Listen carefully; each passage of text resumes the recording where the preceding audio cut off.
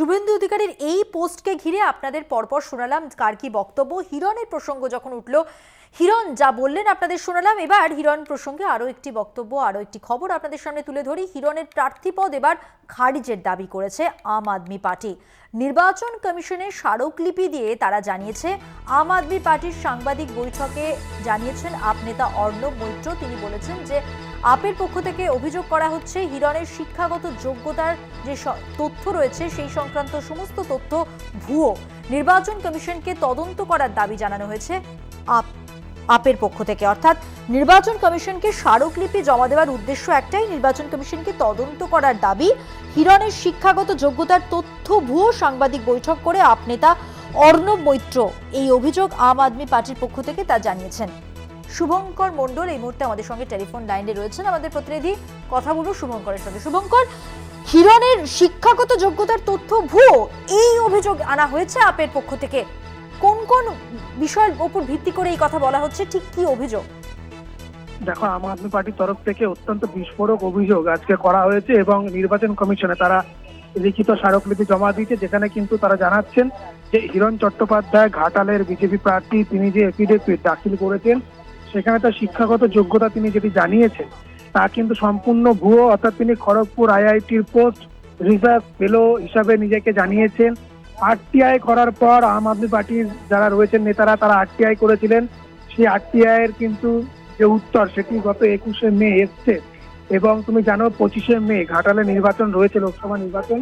সেইখানে দাঁড়িয়ে স্বাভাবিকভাবে আম আদমি পার্টির অভিযোগ যে আরটিআইতে তারা জানতে পেরেছেন যে এরকম কোনো পদ বা বলা যেতে পারে এরকম কোনো রিসার্চ ফেলোশিপের সঙ্গে হিরণ চট্টোপাধ্যায় যুক্ত নয় বলে স্পষ্ট আরটিআইতে জানানো হয়েছে। শুধু তাই নয়, পিএমজে বলে যে ইউনিভার্সিটি থেকে হিরণ পিএইচডি করেছে বলে দাবি করেছেন, সেই ইউনিভার্সিটি করাপ্টেড একটি ইউনিভার্সিটি এবং সেখানে সার্টিফিকেট দেওয়া হয় টাকার বিনিময়ে এবং সেখানে কিন্তু এই ইউনিভার্সিটির বিরুদ্ধেও ইডি তদন্ত করে প্রায় 13 কোটি টাকা সিজ করেছিল, যেখানে থেকে হিরণ পিএইচডি সার্টিফিকেট পেয়েছেন বলে জানিয়েছেন তার এফিডেভিটে।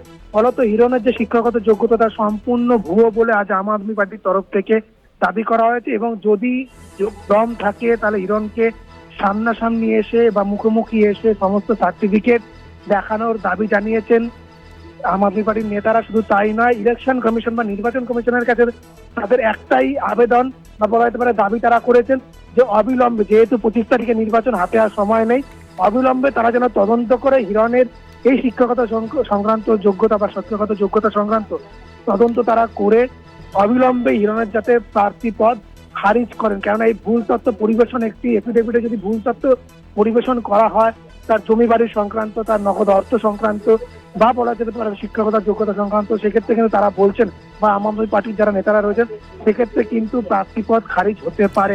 হিরণের কোনো প্রতিক্রিয়া কি পাওয়া গেছে? একেবারেই নয়, তিনি এই মুহূর্তে নির্বাচনী প্রচারে ব্যস্ত রয়েছেন। অবশ্যই সেখানে যিনি লোকাল রিপোর্টার রয়েছে সেই বিষয়ে আরো খোলসা করে জানাতে পারবেন যে হিরণ এই বিষয়ে। শুভঙ্কর, তুমি তো কথা বলেছিলে আপনি তা অর্ণব মৈত্রের সঙ্গে, আমরা একবার শুনে নেব তোমাকে বিরত করেই, তিনি ঠিক কি বলেছেন এই প্রসঙ্গে।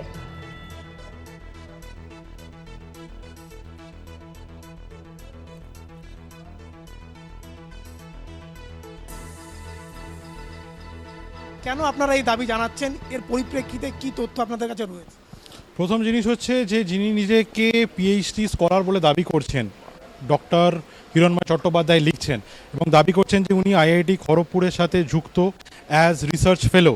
তো আমরা তার বিরুদ্ধে আরটিআই করি এবং আরটিআইয়ের উত্তরে যখন আমাদের প্রথম উত্তর আছে সেখানে আমরা যখন জিজ্ঞাসা করি যে আপনি কোন ডিপার্টমেন্টের সাথে উনি অ্যাটাচ হয়ে আছেন, তো তখন আমাদের কাছে যে ইনফরমেশনটা আছে সেটা হচ্ছে লিখিত আছে আরটিআইতে, নো ইনফরমেশন অ্যাভেলেবেল, মানে এই ব্যাপারে আইআইটি খড়গপুরের কাছে কোনো তথ্য নেই। তারপরে আমরা অ্যাপিলেট অথরিটির কাছে ফার্স্ট অ্যাপিল করি, এইটা জানতে চাই যে উনি কিসের সাথে যুক্ত আছেন সেটা আমাদের জানানো হোক, কি উনি রিসার্চ অ্যাসোসিয়েট হয়ে আছেন বা উনি রিসার্চ স্কলার হয়ে আছেন, কী হিসেবে উনি আছেন, সায়েন্টিস্ট, স্টাফ না স্পন্সর না অন্য কিছু। তো সেইখান থেকে গত পরশু দিন আমাদের কাছে পরিষ্কার তার রিটেন রিপ্লাই আসে আরটিআই এর যে উনি কোনোভাবে he is not a research associate, নর সায়েন্টিস্ট, নর স্টাফ, নর attached with any other thing বলে একটা আমাদেরকে রিপ্লাই আছে। আমরা দাবি করছি যে এটা একটা স্বচ্ছ এবং দ্রুত তদন্ত হোক, কারণ নির্বাচনে খুব বেশি আর সময় নেই। তো এটা তদন্ত করবার পরে যদি দেখা যায় যে হ্যাঁ সত্যিই উনি ফলস এফিডেভিট ফাইল করেছেন, নাহলে উনি সামনে এসে বলে দিন, ডকুমেন্টস দেখিয়ে দিন। না হলে উনি যদি এটা সত্যিই মিথ্যা বলে থাকেন তাহলে তো ন্যাচারাল নিয়ম অনুযায়ী ওনার ক্যান্ডিডেচার ক্যান্সেল করতে হবে ইসিআইকে, এবং আমার মনে হয় যে ভুয়ো এফিডেভিট দেওয়ার জন্য ওনার বিরুদ্ধে আইন অনুযায়ী ব্যবস্থা নেবে।